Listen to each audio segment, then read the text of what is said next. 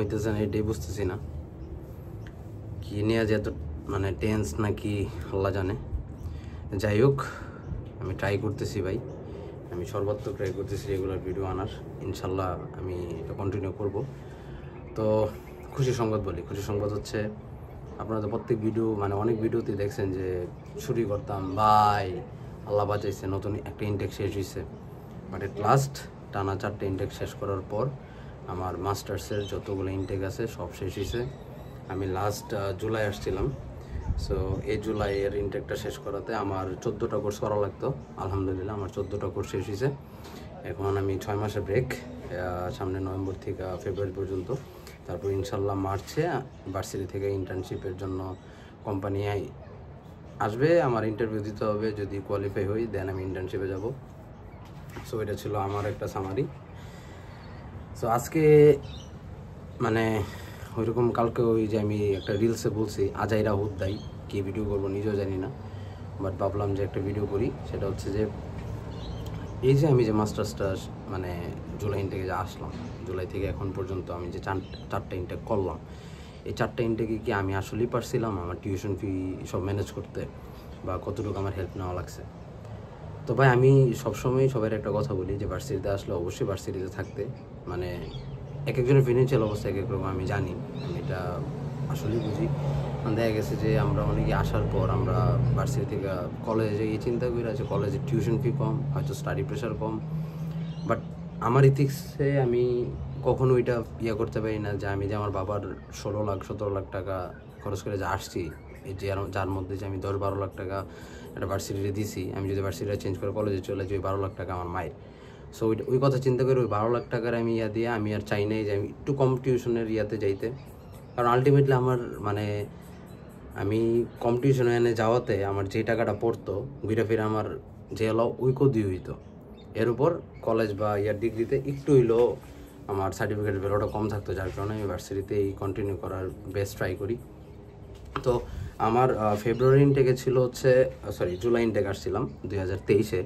So ওইটাতে আমার ছিল হচ্ছে আপনার 12,000 12,500 ইউডি টিউশন ফি। সো ওইটা আমার বাবা দিছে। তারপর নভেম্বর ইনটেকে আমার 2টা কোর্সের জন্য লাগতো 6,000 ইউডি। সো আমি জুলাই ইনটেক আসার পর আপনারা দেখছেন তখন আমি রেগুলার ভিডিও দিতাম, আমি বেস্ট ট্রাই করি, বাট শুরুর দিকে ওইরকম শিফট পাই না, ওইরকম কাজ পাই না, যার কারণে আমি ওইরকম একটা ম্যানেজ করতে পারিনি। সো যার কারণে আমার ওই 6,000-এর মধ্যে আমার বাসা থেকে প্রায় 3,000 মতো আনা লাগছে। দ্যাট মিনস আমি হাফ ম্যানেজ করতে পারছি।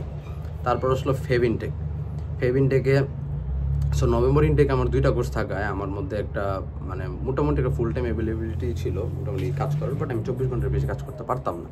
সো যার কারণে আমি 24 ঘন্টা একটা টেক্স জব করি, আর একটা আমি সাইডে বাইডে বিভিন্ন ইভেন্ট করি। সো ওই ইনটেকে আমি আলহামদুলিল্লাহ প্রায় 8-9-এর মতো আমি ম্যানেজ করতে পারি।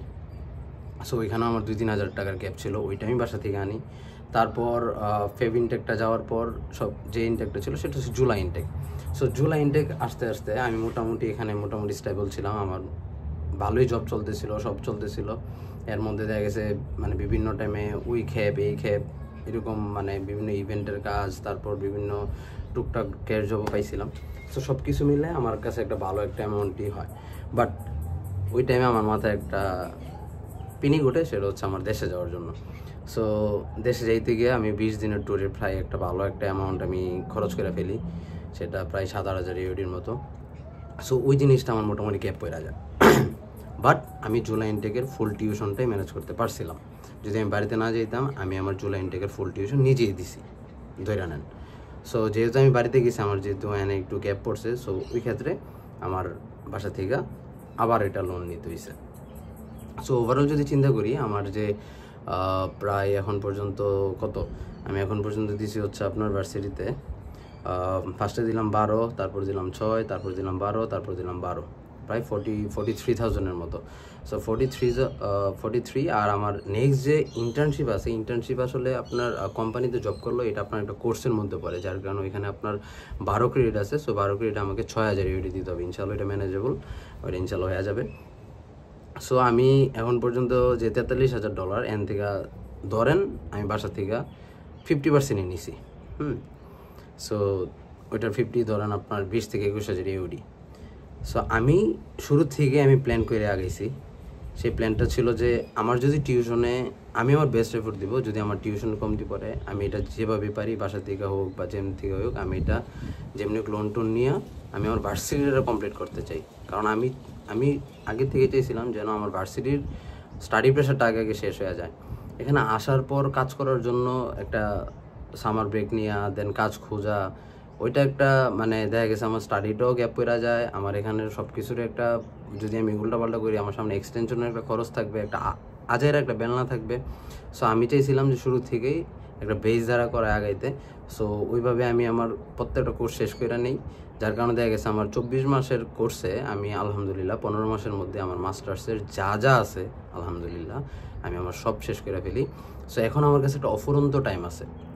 এই যে অক্টোবর, আজকে অক্টোবরের প্রায় 5 তারিখ, অক্টোবরের 5 তারিখ থেকে আমার নেক্সট মার্চের 5 তারিখ পর্যন্ত আমার একটা লং ভ্যাকেশন আছে। এই ভ্যাকেশনের মধ্যে আমি ফুল টাইম ওয়ার্ক রাইটস থাকবে আমার। আমি এখানে টেক্সে আনলিমিটেড কাজ করতে পারবো, আমার যা ইচ্ছা আমি কাজ করতে পারবো, কোনো সমস্যা নেই। জাস্ট ইয়ার শেষে আমার টেক্স দিলেই হবে। সো এই যে এই টাইমটার মধ্যে আমি ইমপ্লিমেন্ট করা ট্রাই করতেছি যে আমি এখন পর্যন্ত বাসা থেকে যা যা নিয়েছি, যে বাসায় যেন আমি সবসময় বলি যে সবাই বলি যে বাসা থেকে এটা চাও দেন একটা টাইমে দিয়ে দিও। সো এখন আমার ওই টাইমটা আসছে, আমার প্রত্যেকটা টাকা যে টাকাগুলো আমি বাসা থেকে নিয়েছি ওই টাকাগুলো দেওয়ার। সো আলহামদুলিল্লাহ আমি আমার যতটুকু পারতেছি। এখন আপনি এখানে 1-1.5 বছর থাকার পর আপনি বুঝা যাবেন যে আপনার মান্থলি বা উইকলি আপনার কী পরিমাণ খরচ যেতেছে, আপনার কী পরিমাণ বিল আসতেছে। ওইটা মানে আজারে কোন কোন বিলগুলো না নিলে না ওইগুলা ক্যান্সেল করে দেওয়া। সো আমার ওইরকম কোনো এখন তেমন কিছু নেই, আমার জাস্ট আছে এখন আমার লিভিং কস্ট আর হচ্ছে আমার একটা মোবাইলের বিল চলতেছে, এয়ারপোর্ট সহ। সো সব কিছু মিলে আমি এটা ছাড়া আমার যা আছে আমি মোটামুটি ট্রাই করতেছি এই যে 5-6 মাসের মধ্যে আমি ওই জিনিসগুলো বাড়িতে দিয়ে দেওয়া, যে আমি যে টাকাগুলো লোন নিছি। সো তাইলে হবে কি আপনার দেখা গেছে যে মোটামুটি বাসা থেকে যদি একটু এই দিকটাতে যদি একটু সাপোর্ট পান তাহলে আপনার জন্য সবচেয়ে বেস্ট জিনিস সেটা হচ্ছে যে আপনার ভার্সিটিটা আপনার টাইমলি আপনার কমপ্লিট হবে। ভার্সিটি যদি কমপ্লিট হয় আপনার একটা সার্টিফিকেশনের ভ্যালু থাকবে। কারণ অনেকে বলে যে ভাই ভার্সিটিতে পড়া কী হয়, আপনি কি শিওর যে আপনি জব পাবেন আপনার ফিল্ডে? ভাই পরের, বাট আমি যে ওয়েতে আসছি আমি সবসময় এটা বিলিভ করি, আমি যে ওয়েতে আসছি আমি আমার তরফ থেকে আমি আমার জায়গা থেকে আমি আমার ওইটারে আগে নিতে চাই আমার আমার আমার পক্ষে যতটুকু সম্ভব হয়। এখন ইন্টার্নশিপে আমি এখন ভার্সিটি থেকে মেল করছে যে ইন্টার্নশিপের জন্য আমার সিভি রেডি করতে, ইন্টার্নশিপ কেন করতে চাই ওইটার জন্য একটা কভার লেটার বানাইতে। সো আমি ওই স্টেপ বাই স্টেপ ওই জিনিসগুলোতে আমি কাজ করতেছি।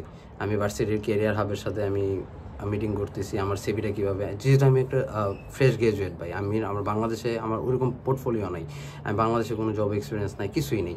সো আমার জন্য আমি জানি আমার জন্য ইন্টার্নশিপটা ম্যানেজ করা প্লাস আমার জন্য ফিউচারে জব ম্যানেজ করারও টাফ হবে। এর জন্য আমার মেইন ফোকাস ইন্টার্নশিপটা যদি আমি ভার্সিটিতে ক্যাচ করতে পারি এটা একটা অনেক বড় অপরচুনিটি সিকিউর, যে ভার্সিটিতে কোম্পানি আসে লাইক 3 Idiots মুভির মতো। সো যদি আমি রাজুর মতো ল্যাংরাল্লাহ হয়ে রাজু যদি একটা জব ম্যানেজ করতে, যদিও এটা ফিল্ম আমি জানি বাট ওখান থেকে অনেক কিছু শেখার আছে।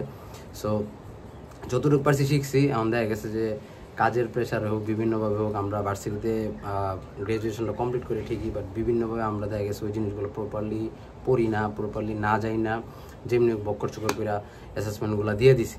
বাট এখন ওই টাইমটা আসছে, যেহেতু এখন আমার কাছে একটু টাইম আছে, ওই টাইমটাতে একটু আমার ফিল্ডারে আরও ভালোভাবে জানা, আরও ভালোভাবে বোঝা, আরও ভালোভাবে রিসার্চ করা।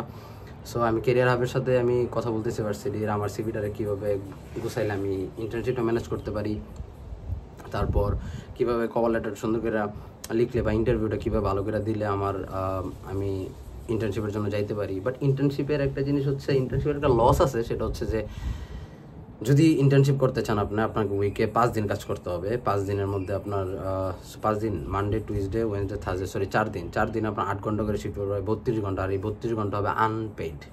এটা একটা বড় একটা লস, বাট ওই দিক দিয়ে লস না যদি আপনি ইন্টার্নশিপে ভালো করতে পারেন। এখান থেকে আপনার একটা অন্তত আপনার সিভিতে আপনার লিঙ্কডিনে আপনার প্রোফাইলে অ্যাড করার মতো কিছু একটা থাকবে যে হ্যাঁ আপনি এরকম একটা কোম্পানিতে জব করছেন, এরকম কিছু শিখছেন। সো আপনার যখন ইন্টার্নশিপ শেষ হবে গ্র্যাজুয়েশনের পর, তখন যদি আমি একটা কোম্পানিকে ধরতে পারি জবের জন্য, তাইলে এটা আমার জন্য অনেক বড় একটা পজিটিভিটি।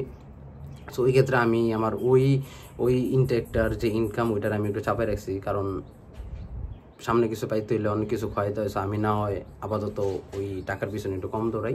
সো যেহেতু আমি মার্চ ইনটেকে তেমন একটা ইনকাম আমার হবে না, সো আমি আমার বেস্ট এফোর্ট দেওয়ার ট্রাই করতেছি এই 5 মাসে যেন আমি একটা মোটামুটি একটা অ্যামাউন্ট দাঁড়া করে দিতে পারি, যেটাতে আমি বাসা থেকে যা নিয়েছি মোটামুটি ওইগুলো যেন দিয়ে দিতে পারি, প্লাস আমার যেন সামনের দিনগুলোতে আমি যেন আমার জন্য একটা সেভিংস থাকে।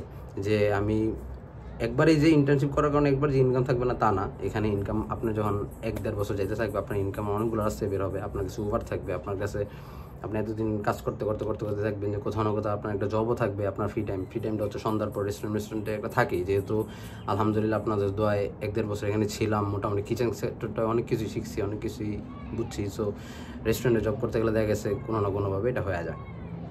সো আরেকটা কথা সেটা হচ্ছে যে আমি ভাই আমার ভিডিওতে এত মানে হিডেন কিছুই রাখি না, আমি মোটামুটি আমার লাইফে যা হইতেছে আমি সবগুলো বলার ট্রাই করি। কারণ হচ্ছে আমি আমার ভিডিওগুলোর মেইন ইয়াগুলো হচ্ছে আমার ছোটো ভাইদের জন্য, সেটা হচ্ছে যারা ব্যাচেলার আসতে চায়। কারণ আমি যখন ইন্টারের পর বিদেশ আসতে চেয়েছিলাম কিছু ইনফরমেশনের জন্য আমি আমার লাইফ থেকে আমার মনে হয়েছে আমি আমার লাইফ থেকে 4-5 বছর পিছিয়ে গেছি, যেটা আমি ব্যাচেলার আসলে হয়তো আমি আরও আগে থাকতাম। সো তোমার বয়স ছোটো, সো একটু প্যারা হয় সব কিছু ম্যানেজ করতে, বাট যখন একটা ফ্লোতে ঢুকে যাবা your good to go. So এখন পর্যন্ত যে 15 মাস ছিলাম, 15 মাসে আমার ইনকাম কেমন হয়েছে, আমার খরচ কেমন হয়েছে, সো ওইটা যদি আমি বলতে চাই, আমি অহংকার করতেছি না বা না আমি বড়াই করতেছি বা কিছু না, জাস্ট আমি একটা রাফলি ধারণা দিই। এই 15 মাসে আলহামদুলিল্লাহ আমি প্রায় 45,000-এর উপর আর্ন করছি। সো 45,000 যদি আর্ন করি, ধরেন এর মধ্যে আমার হাফ গেল হচ্ছে ওই যে বললাম 43-এর মধ্যে 20 বাসা থেকে নিয়েছি, 20 গেল টিউশনে, বাদ বাকি আমার প্রায় 15,000-এর মতো এগুলা গেছে হচ্ছে 15-20,000-এর মতো গেছে সব হচ্ছে আপনার কি বলে লিভিং এক্সপেন্সে। সো বুঝতেই পারতেছেন কি পরিমাণ কস্টলি সিডনি মোস্টলি, যে আপনার লিভিং এক্সপেন্সে প্রচুর টাকা যায়। আপনার এখানে ইনকাম অনেক বেশি ভাই, যদি আপনি বাংলা টাকায় যদি 50,000-এ গুণ দেন, প্রায় 50-80 গুণ দেন, প্রায় 40 লাখের মতো ইনকাম হয়।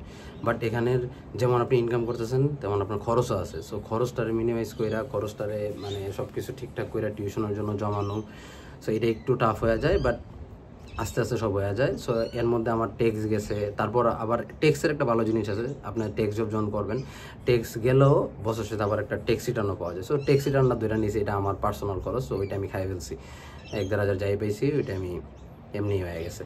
আর হচ্ছে আপনার উবারে ইয়া করছি। সো আমি এগুলা আমি কী করি, আমি নর্মালি আমার এখানে আসার পর 3 মাসে আমার যে খরচগুলো গেছে আমি প্রত্যেকটা জিনিস টুইকা রাখছিলাম, বুঝছেন ভাই। প্লাস আমি কোন জায়গায় কাজ করছি, কোন জায়গা থেকে কত টাকা পাইছি, আমি প্রত্যেকটা জিনিস রাখছি। কারণ আমি জানি এই যে এখানে দেখেন আমি এখানে প্রত্যেকটা জিনিস রাখছি, কারণ আমি জানি একদিন না একদিন এগুলো আমার কাজে দেবে, এগুলো আমার নিজের জন্য, নিজের স্যাটিসফ্যাকশনের জন্য রাখছি। বাট এই জিনিসগুলো রাখার কারণে আজকে আপনাদের জন্য ভালো হয়েছে, আমি আপনাদের একটা আইডিয়া দিতে পারছি। সো মেন জিনিস হচ্ছে বিদেশে আসার মানে অস্ট্রেলিয়া আসেন, কানাডা, আমি জানি না কানাডা ইউএসের কী অবস্থা, আমি যেহেতু অস্ট্রেলিয়াতে আসি আমি অস্ট্রেলিয়ার ব্যাপারটি ভালোভাবে জানি। এখানে ভাই আমি প্রত্যেকটা ভিডিওতে সেম ডায়লগ সেম কথা রিপিট করি বারবার, আমার মধ্যে নতুন কোনো কথা আসে না। মেন জিনিস হচ্ছে এখানে আপনার আসার পর আপনার কষ্ট হবে, কষ্টটা বলতে কি আপনার শুরুর দিকে আছে কাজ করতে কষ্ট হয়, বাট যখন আপনার 1 মাস 2 মাস চলে যাবেন, আপনার একটা ফ্লোতে যখন আগে যাবেন তখন আপনার এমনিতেই সব হয়ে যায়। সো এখানে ইনকাম আছে ভাই, আপনি চাইলে আস্তে ধীরে আপনার টিউশন সহ লিভিং এক্সপেন্স পুরোটা ম্যানেজ করা টাফ, এটা আমি শুরু থেকে বলে আসতেছি, এটা আসলে অনেকটাই টাফ হয়ে যায়। বাট একটু যদি সাপোর্ট থাকে বাসার বা তাহলে আপনার দেখা গেছে আপনি যে জায়গায় আসছেন ওই জায়গাটার থেকে আপনার গ্র্যাজুয়েশনটা শেষ করতে পারবেন। আর যদি আপনার ভার্সিটি মানে মোস্ট অফ দ্য আমরা বাংলাদেশিদের ভার্সিটিতেই ভিসা দেয়, তাছাড়া এখন ভিসা দিতে চায় না। সো ভার্সিটিতে যদি আপনি একটু কষ্ট করে একটু সব কিছু ম্যানেজ করে যদি ভার্সিটিটা শেষ করতে পারেন, তারপর বা এখানে টাকা কামানোর মানে 1000টা ওয়ে আছে, আপনার 1000টা জব আছে এনে, মানে ক্লিনিং থেকে দইরা, বিল্ডার্স থেকে দইরা, রেস্টুরেন্ট থেকে দইরা, এমন কোনো জিনিস নাই যে কাজ নাই। এনে গাছ কাটা তো টাকা আছে ভাই, এনে একটা নাট বল্টু লাগালেও টাকা আছে ভাই।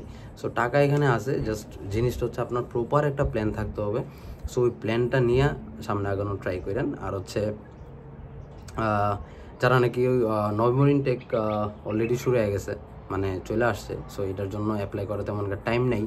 সো আমি বলতেছি যারা নাকি মানে নেক্সট ইয়ার আসার প্ল্যান করতেছেন, অনেকে দ্বিধাদ্বন্দ্বে আছেন যে সিচুয়েশনগুলো কেমন কী হইতেছে না হইতেছে, একটু টাফ হয়েছে, দ্যাটস ট্রু, একটু টাফ হয়েছে। এর মধ্যে আবার এতদিন একটা লম্বা একটা ব্রেক গেলো, এখন আবার পাবলিক হলিডেজগুলো শুরু হইতেছে, গরম আস্তে আস্তে আসা শুরু হচ্ছে, রেস্টুরেন্টগুলোর হায়ারিংও বাড়তেছে। ইনশাল্লাহ যারা এখানে আসছে সবাই মোটামুটি, যারা এখন পর্যন্ত জব পায় নাই সবাই কোনো একটা জিনিস ম্যানেজ করে ফেলতে পারবে এই আপকামিং ডেজগুলোতে।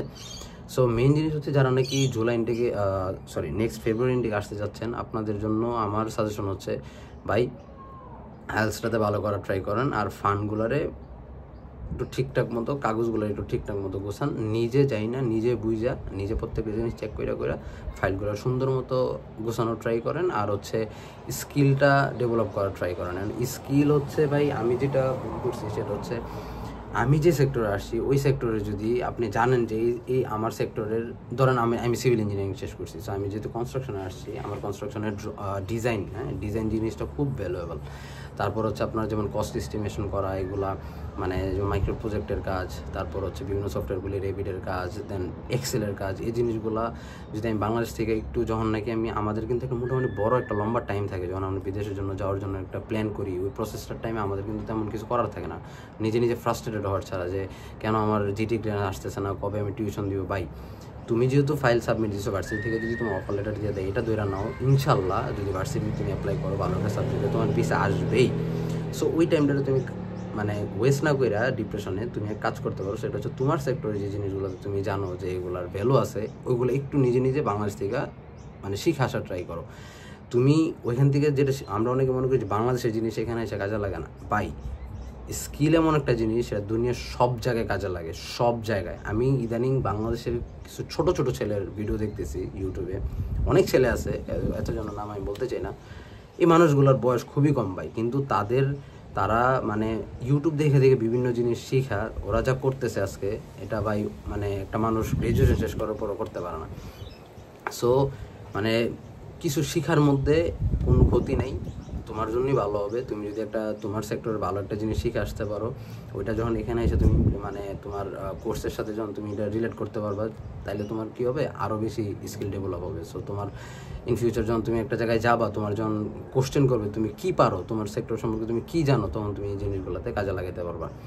সো এটা শর্ট ভিডিও করতে গিয়ে অনেক কিছু বলতে গিয়ে 18 মিনিট হয়ে গেছে, এটা আর লম্বা না করি। সো আমি আপনাদের কাছ থেকে একটা জিনিস শিখছি, সেটা হচ্ছে ভাই দোয়া, আমার জন্য দোয়া করেন যেন আমি আমার লক্ষ্যে পৌঁছাইতে পারি। আমি যেমন আমার একটা গোল সেট করছি যে হ্যাঁ আমি ভার্সিটির ইন্টার্নশিপটা শেষ করবো, ইন্টার্নশিপ শেষ করার পর আমি আমার সেক্টরে ট্রাই করবো, আমি দেখতে চাই যে আমার সেক্টরে মানে আমি কতটুকু পারি, আমার সেক্টরটা যদি আমি চাইতে পারি আমার পিয়ারের জন্য কী হয় না হয়। আমি আমার লাইফের প্রত্যেকটা সেক্টরে আমি আপনাদের সাথে সব কিছু শেয়ার করি। সো আমি চাই আমার লাইফের সাকসেসগুলোতে আপনারা আমার পাশে থাকেন, প্লাস আর আমি আমার লাইফের কষ্টের টাইমগুলোতে আপনাদের রাখি না, যেটা হচ্ছে আমি লাইফ 2-3 মাসে একটু বেশি ডিস্ট্রাক্টেড হয়ে গেছিলাম সব কিছু থেকে। সো আমি ট্রাই করতেছি ভাই নিজের ওই জায়গা থেকে তুলে আনার। সো আপনারা সবাই আমার জন্য দোয়া করবেন, ভালো থাকেন, সুস্থ থাকেন, আর সবার জন্য অনেক বেশি শুভকামনা ভাই। যারা আসতে চান ইটস হাই টাইম ভাই, আপনারা অ্যাপ্লাই করেন ভাই। বাংলাদেশে যদি আপনার মনে হয় যে না আপনার হচ্ছে না, হবে না, হ্যাঁ যদি আপনি মনে করেন যে আমি আমার এফোর্টসগুলো আমি বাইরে গিয়ে দিতে চাই, আসেন ভাই, ইউ আর ওয়েলকাম। সুন্দর দেশ, সুন্দর পরিবেশ, ভালো লাগবে ভাই ইনশাল্লাহ। একটু ভালো থাকেন, সব সুস্থ থাকেন, আল্লাহ হাফেজ, সি ইউ, বাই, টাটা। এখন ভিডিও করতে ভাই মানে কেমন যেন লাগে। বাই, টাটা, দোয়া করেন সবাই।